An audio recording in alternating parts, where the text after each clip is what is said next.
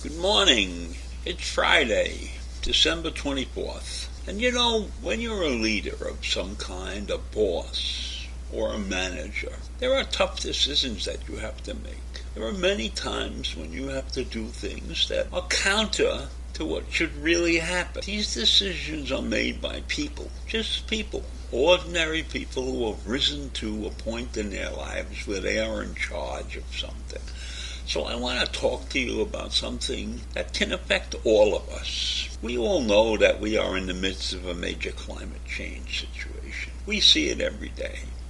And there's a drive on to get more people into electric vehicles, to build more vehicles for those people. And in order to do that, we have to mine certain materials that are not necessarily beneficial to the environment.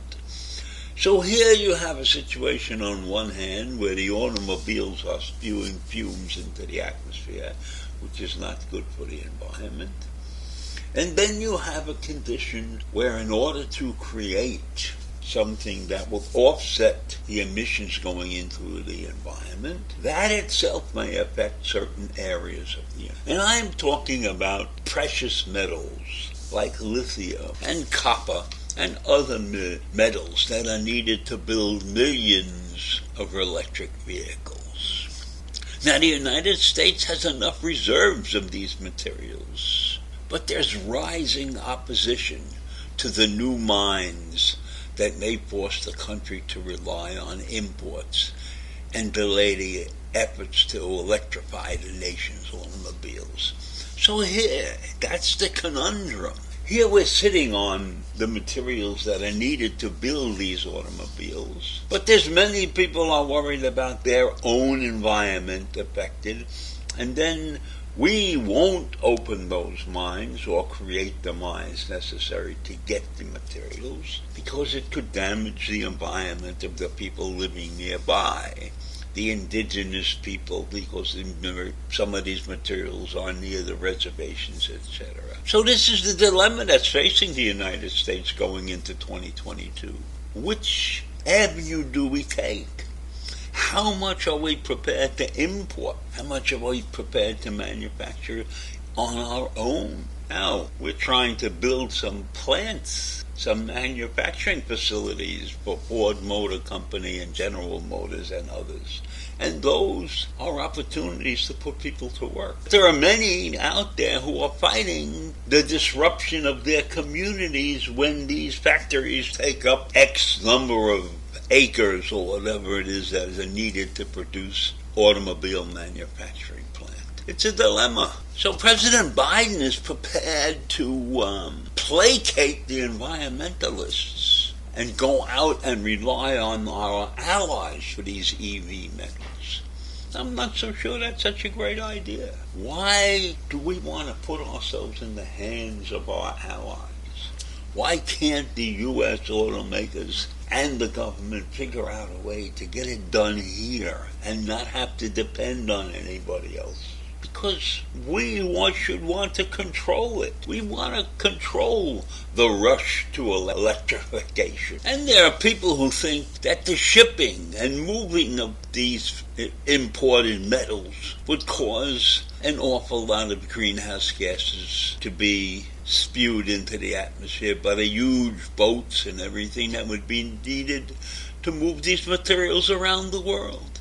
So you could see you're in the middle of a conundrum here. One side or the other side, each of them could be equally bad, so you have to make a choice. And you know, in the examination of the mines and the materials that we have, we could build 6 million electric vehicles. We have enough lithium to build more than 2 million electric vehicles. vehicles and enough nickel to build about 60,000 electric vehicles. So we have a lot of materials. We could produce a lot of vehicles.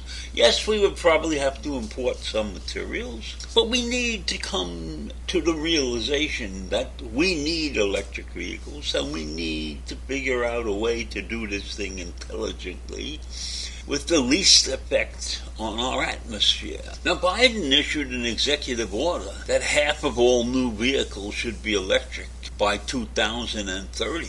And then here's a crazy example of what we're fighting with. The U.S. Fish and Wildlife Service is poised to label a rare flower on a handful of acres in Nevada somewhere, near a Nevada lithium mine site.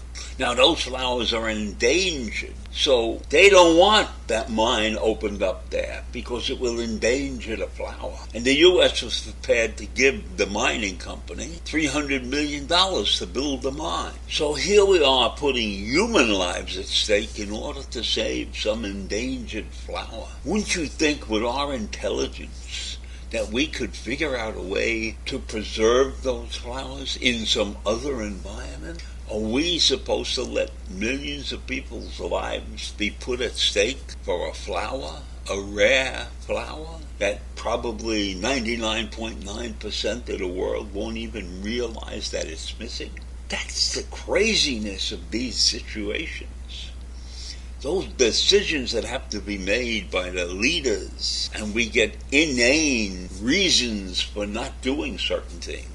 And then, of course, the opposition has something to say about it beyond the flowers. We have people who live on the lands that need to be mined, the indigenous people, the ranchers. In Minnesota, the mine could become a nickel producer, but you won't get permits. The localities won't give permits to people to open these mines up. And the same thing is happening in North Carolina. Local landowners who live in areas very close to the Piedmont Lithium Incorporated won't give them the local necessary zoning approvals to get things done. So look at what happens. In Minnesota, state regulators are having a problem getting the Polymet Mining Corporation permits, which will allow them to open their mine and produce nickel. And this mine was going to close by 2025, but now we could use it for electric vehicles.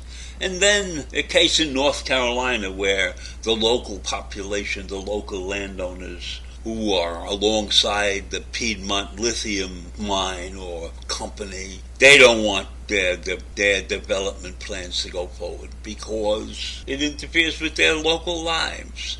So you have small groups of people, populations, who I admit are endangered possibly by some of these events that are going to take place.